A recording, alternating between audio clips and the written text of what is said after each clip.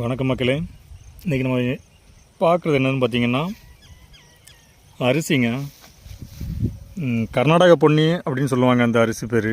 பாருங்கள், கால்வாய் ஓரத்தில் இருக்குது. இந்த ஒரு நெல் தான் இங்கே எப்படியோ தப்பி விழுந்திருக்கும் போல் இருக்குது. எவ்வளோ அழகாக கதிர் வந்திருக்கு பாருங்கள். பார்க்கும்போதே அவ்வளோ அழகாக இருக்குதுங்க. இந்த பாருங்க, சே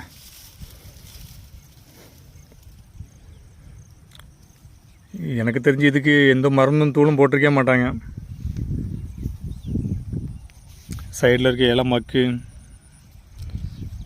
அதுலேயே நல்லா வளர்ந்துருக்குது பாருங்கள்.